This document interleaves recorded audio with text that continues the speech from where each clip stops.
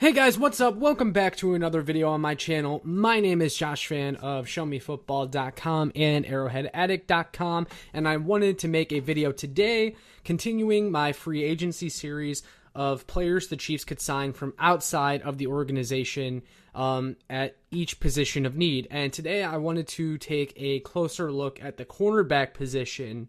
So I've compiled some names that I like, ranging from bigger splashy, flashy signings to more of the bargain bin signings towards the end of free agency, or just, one of the later waves of free agency. But hopefully you guys like some of the names I've thought of. I'm going to go over them in just a minute. But before I do that, I want to talk more about why cornerback is a need exactly. So the only two cornerbacks the Chiefs have under contract for next year currently are L'Jarius Sneed and Rashad Fenton. Mike Hughes is a free agent. Charvarius Ward is a free agent. DeAndre Baker is also going to be a free agent, I believe. So, the Chiefs are very thin at corner going into free agency. And we know that the cornerback position is one they haven't invested heavily in the past. And they've been able to get by with average cornerback play. But at some point, it feels like they need to inject some talent into the position. And this year, this free agency is a perfect opportunity to do so. They could also bring back Charvarius Ward. I'm not going to rule that out. He's not someone I have written down for this video because I want to look more outside the organization. But I'm not ruling out that the Chiefs bring back Charvarius Ward. I'll talk more about Charvarius Ward in a minute with one of my other options, because it kind of involves him, because I could see Charvarius Ward's market going a lot higher than people maybe think. So the Chiefs, they're going to have to add some cornerbacks this offseason, whether it be through free agency or the draft. They may have to do both because their secondary is looking pretty iffy with the free agents they have and who is left in the cupboard. So, yeah, with all that being said, let's go ahead and get into the list and talk about some of the options that the Chiefs could bring in. So, the first player that I am thinking of when talking about free agent cornerbacks, of course, I got to talk about J.C. Jackson, guys, because J.C. Jackson is going to hit the open market. It doesn't sound like the Patriots are going to use the franchise tag on him, and he will inevitably find a new team. J.C. Jackson, the talent is unquestionable. He's only 26 years old still. I could be wrong, 25, 26, one of those two. Still relatively young. And I mentioned Charvarius Ward and how I would talk about him again. And I'm going to talk about him again because, as I said, I think people will be surprised the amount of money that he will get, because I think some cornerback needy teams could get in a bidding war for Ward. And if Ward is getting into the 11, 12, $13 million range, I would rather spend the extra $6 or $7 million to go and get J.C. Jackson instead, because look, Charvarius Ward is a solid corner, and those guys are hard to come by. They're not cheap. But if you're talking that kind of money, go get J.C. Jackson, because Charvarius Ward is no J.C. Jackson. J.C. Jackson is the type of guy that can shadow the other team's best receiver, and you don't really hear from them most of the game. It's been a long time since the Chiefs have had a true shutdown corner, and that's exactly what J.C. Jackson is. And I was looking at J.C. Jackson's stats recently, too, and he has an absurd 53 passes defended in 4 seasons. 53 passes defended is insane. And of course, he's compiled his interceptions. He has a lot of tackles racked up. He's all over the field. He's a guy that can man up against some of the more elite receivers in the league, which is exactly what the Chiefs need, because you look at the AFC and how they're stacking up at the skills positions. We didn't really have anyone that can match up against a receiver like Jamar Chase. And that's a problem, and it's something we're eventually going to have to address. So even though J.C. Jackson might not happen, he's going to be pretty expensive, and there's going to be a lot of teams that want J.C. Jackson. The Chiefs are going to have money to spend, and if they decide that they want to invest that money in a shutdown corner like J.C. Jackson, I'm not going to complain. I think it's a possibility. How likely, I'm not sure.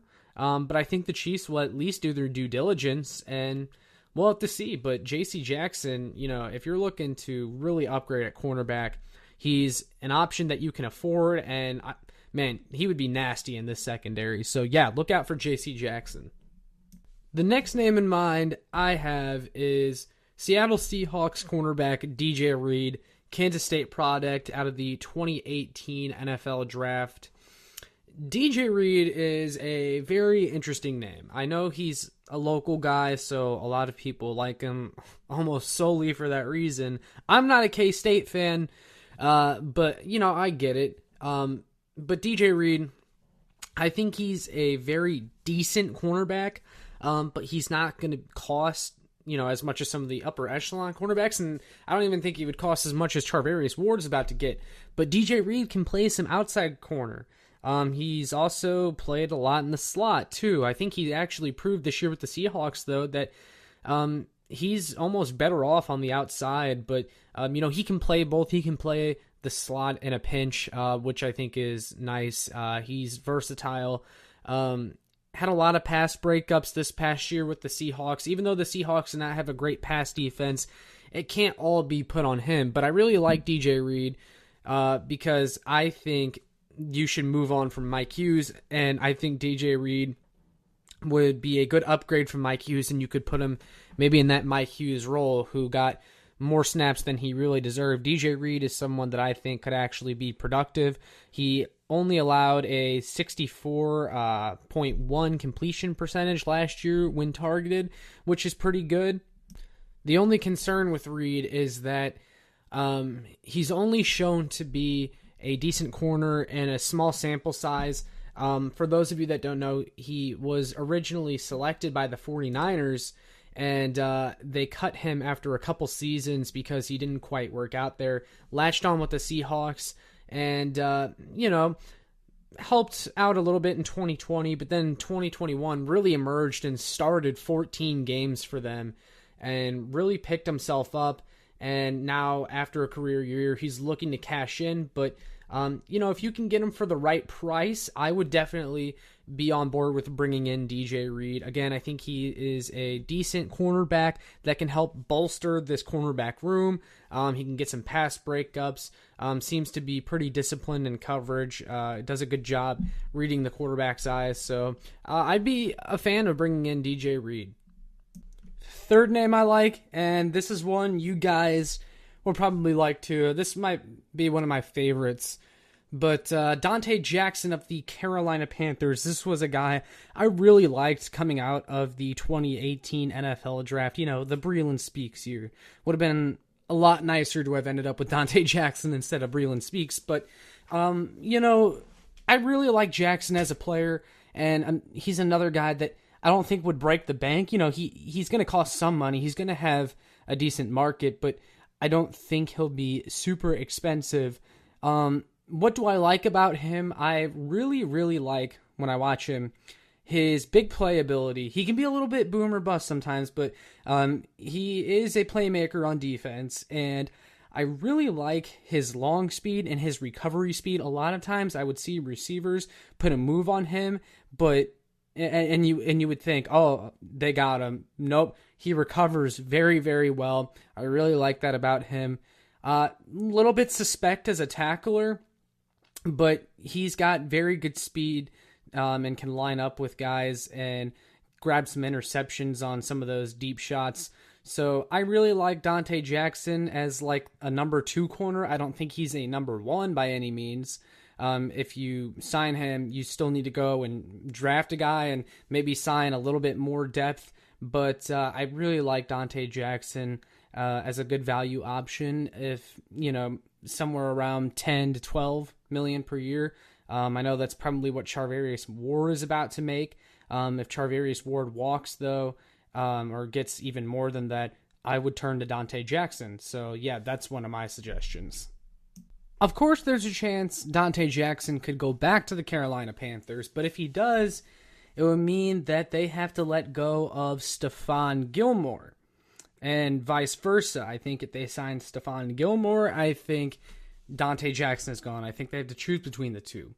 But if Stephan Gilmore hits the open market and the Panthers have to move on, they're forced to move on, I would love to see the Chiefs go and bring in Stephan Gilmore on a short-term deal. Still, incentivize that deal, give him some money, some incentives in there and stuff like that. But I still think he can play. He's still coming off a Pro Bowl season. And I think when the Patriots were going to release him, because if they couldn't find out a trade, they were going to release him, I think the Chiefs would have went hard after him. And I think there's a good chance that they could have signed him. But now you have another opportunity if Stephan Gilmore is, going to hit free agency. Right now, SpotRack has his market value at about $14 million per year, but they project him signing a short-term deal for 2 years, $28 million. I would love that for the Kansas City Chiefs if they could get Stephan Gilmore on a short-term deal for about $14 million per year, come in, be this team's leader at the cornerback position, and I still think he has some of that ability to cover some of the best receivers in the league and really keep them quiet for a lot of the game. I still think Stephan Gilmore has a lot of stuff left in the tank despite being 31 years old, and I think the Chiefs will look into him, and I think there could be mutual interest. Also, I'm sure Stephan Gilmore values playing with a contender at this point in his career. I think before the Panthers traded for him, there were rumors that he would have liked to have gone to Green Bay. Green Bay was obviously a contender this past year.